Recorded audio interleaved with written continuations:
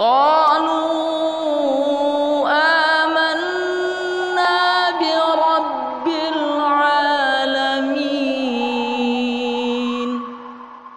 Baik. Yang ketiga, wa talabul ma'i, dan mencari air.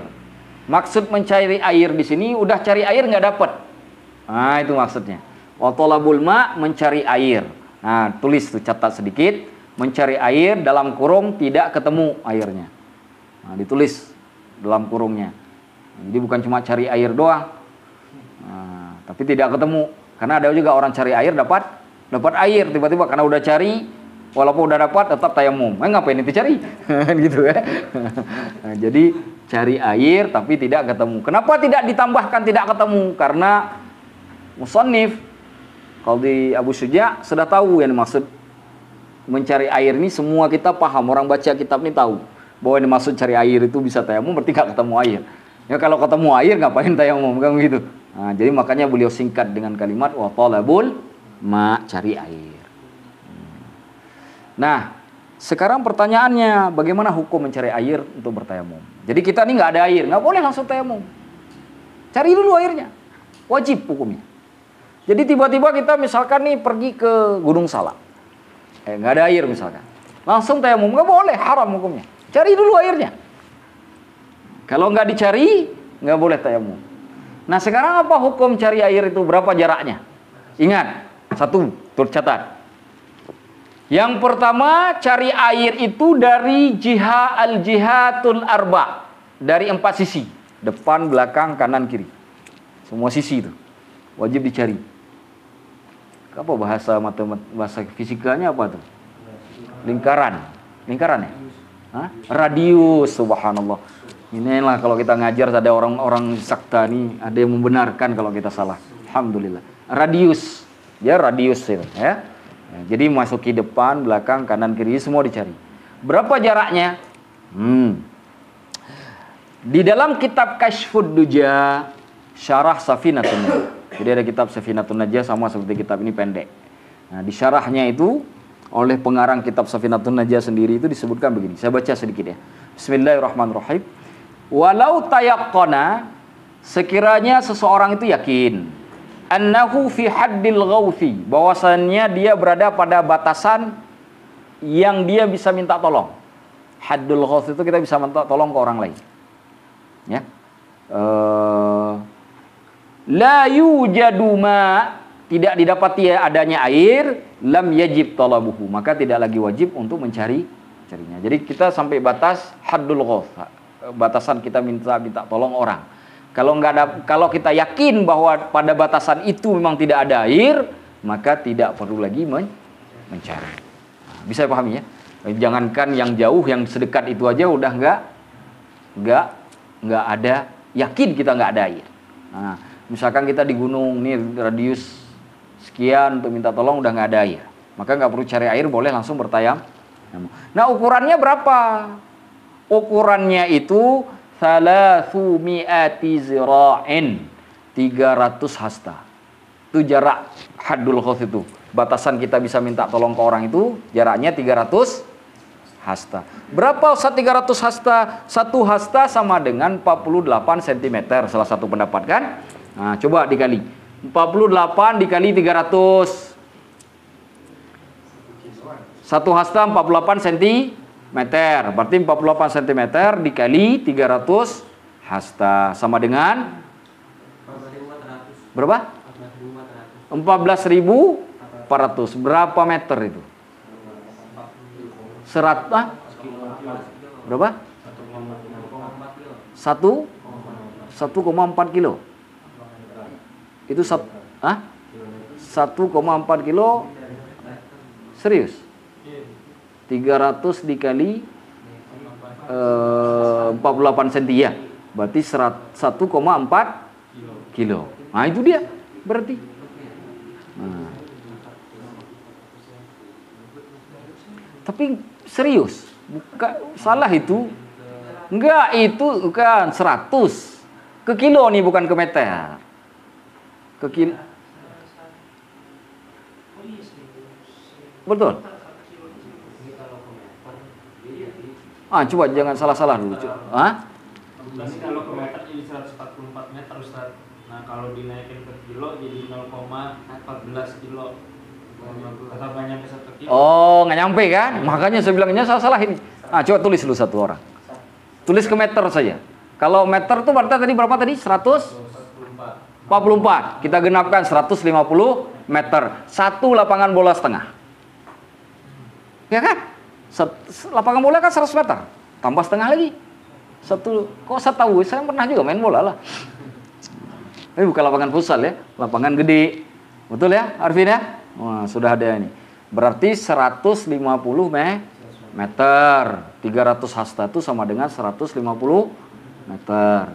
Jadi 150 meter. Kata Imam Zarkashi begini. Kata Imam, kenapa saya bilang salah tadi? Kenapa saya bilang nggak mungkin itu 1, sekian kilo itu kenapa? Kata Imam Zarkashi, sulit kita mencari air sejauh itu jalan kaki kan dulu. Maka kata beliau, kalau ada gundukan naik aja di tempat yang paling tinggi, lihatlah sejauh mata memandang. Masa 1,5 kilo, 1,5 kilo kita masih bisa memandang?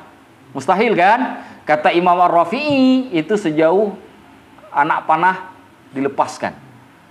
Bukan anak panah zaman sekarang, udah ada lebih kencang. Dulu kan nggak begitu, manual kan anak panahnya dulu. Bukan nggak sekarang itu kan udah canggih kan. Panahnya sekarang itu udah canggih kan, mungkin bisa lebih. Nggak mungkin bisa nyampe 1,5 kilo anak panah, bener aja. Nah, jadi 150 meter. Betul ya, Arifin ya? Nah, itu hitungan Arifin lebih benar. 150 meter. Nah, tulis 300 hasta dalam kurung 150 meter. Tulis. Ya. 150 meter lebih kurang. Jadi cari dulu tuh 150 meter. Kalau yakin kita nggak ada airnya, maka sudah tak yakin kita. Ini 150 meter udah nggak ada air. Maka nggak perlu lagi kita cari air, langsung ngambil wudhu, ngambil tayamum. Nah, gitu kan? Nah, disebutkan juga, walau tayaqqana wujuduhu fi haddil qurbi, sekiranya dia yakin keberadaan air tersebut pada batasan yang dekat. Tadi batasan minta tolong. Sekarang batasan dekat namanya. Wa huwa milun wa nisfun, 1,5 mil. Ai ma yusawi alfaini wa khamsumi'ati metrin, atau yang sebanding dengan 2.500 meter. 2,5 kilo. Nah, tadi kan berapa? 150 meter. Tapi kita yakin, oh ini dulu kita pernah ke situ lewat sumur tadi, jaraknya 2 kilo dari tempat kita kemah misalnya. Ya. Yakin kita, maka wajib kita berangkat ke tempat itu. Nggak boleh langsung tayamum. 2,5 kilo masih mengharuskan kita wudhu, nggak boleh tayamum. Dalam bahasa kita fikihnya, lebih dari setengah farsakh. Nah, itu dalam kitab fikih disebut lebih dari setengah farsakh. Setengah farsakh itu dihitung 1,5 mil. 1,5 mil itu lebih kurang 2,5 kilo. Nah, tulis tuh. Nah, ditulis. Kalau kita yakin, walaupun tadi kan 150 meter, tiba-tiba kita yakin jauh dari 150 meter itu yakin ada sumur atau apa gitu kan, ada sungai, apalagi di Indonesia kan kemungkinan itu terjadi. Ya, dengan jarak 2,5 kilometer atau 2,5 kilo. Kalau kita yakin ada air, maka kita harus wajib qasduhu, wajib dia untuk menuju ke tempat itu, mencari air tersebut atau mendapati air yang masih dalam radius 2,5 kilo. Kalau ya yakin. Nah, kalau yakin. Wa illa, kalau tidak yakin, fala, maka tidak perlu. Maka kalau tidak yakin cukup lihat yang 150 meter. Kalau yakin ada air, maka jaraknya bertambah dari 2,5 kilo. Paham? Masih bingung nih? Masih bingung? Nah, kalau kita ingin sholat, lalu kita nggak punya air, cara yang pertama kita lakukan bukan langsung bertayamum. Tapi gimana juga? Cari dulu air. Berapa jarak air yang dicari? 150 meter. Sudah. Kalau 150 meter itu nggak ada air, maka boleh langsung bertayamum. Akan tetapi kalau kita yakin sebelum kita bertayamum sudah cari 150 meter, nggak ada air. Kita mau tayamum, oh nih, tiba-tiba ingat, oh iya di jarak 2 kilo dari sini itu ada sumur atau ada sungai. Yakin, maka tak boleh dulu bertayamum. Wajib kita menuju ke tempat itu dengan sebab adanya ya yakin. Nah, perkiraan kita di situ ada. Atau mungkin dikasih tahu oleh orang. Kita telepon teman, apalagi sekarang canggih telepon teman. Kita telepon teman, kira-kira ini temannya jarak rumahnya 2,5 kilo.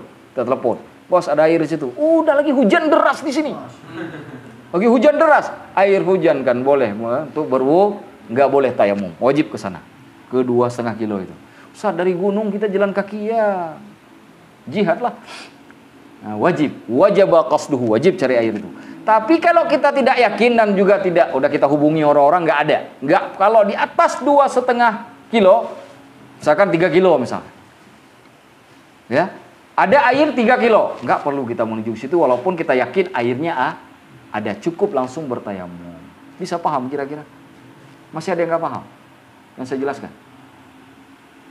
Ya. Kalau misalnya yang kita yakin yang kedua itu tapi waktunya udah mepet. Makanya nggak boleh mepet. Jangan ditanya mepet. Kalau mepet jangan salahkan pelajaran fikihnya, salahkan diri sendiri. Kenapa? Karena kita suka nyari yang mepet-mepet. Nanti ngambil hukum darurat. Darurat itu kalau benar-benar terjadi, bukan kita yang mendaruratkan. Makanya begitu kalau kita nggak bisa ambil wudu, sebelum kita sholat kita udah tahu nih air nggak ada. Maka begitu azan kita langsung berusaha untuk cari air, nggak pakai tunggu-tunggu. Yang jadi sulit itu kan sholat maghrib. Sholat maghrib kalau jalan 2,5 kilo udah habis waktunya. Maka cukup yang 150 meter. Begitu ngambil hukumnya. Tapi kalau yang darurat tadi itu hukumnya nggak masuk. Memang salah kita sendiri. Karena memepetkan diri padahal kita belum mau darurat. Saat ini lagi ada perang misalkan, kayak masa Rasulullah. Nggak bisa saya ngambil tayamum. Cari air juga nggak sempat. Sedangkan di situ airnya terbatas, hanya cukup buat minum. Kalau dipakai buat wudu, nanti orang nggak bisa minum. Nah, nanti udah perang saya jelaskan lagi fikihnya. Nah, ini kan belum perang, insya Allah nggak perang. Ya, tapi kalau terjadi darurat itu ya 150 meter sepandang mata meman. Kan kita kalau 150 meter itu masih terlihat dengan mata kita kan. Kalau udah 2,5 kilo kan udah nggak tercapai. Cukup cari yang 150 meter. Bisa dipahami sampai di sini. Ada pertanyaan lagi biar nggak bingung? Ada lagi? Iya. Dalam perjalanan kan saat tayamum itu misalnya di sawah atau di kereta harus wajib ada debunya atau enggak sih? Nah, itu nanti babnya tuh wajib ada debu. Wajib ada debu. Cuma begini, ini sekarang di sini nih, ini ada debu nggak? Itu di tembok tuh ada debu nggak? Ada nggak? Ada. Nggak mungkin nggak ada debu. Cuma mata kita aja tidak bisa melihat. Karena debu itu ada yang kelihatan, ada yang tidak kelihatan. Ya kan? Nah, nanti akan ketemu nanti bab itu. Kita lanjutkan.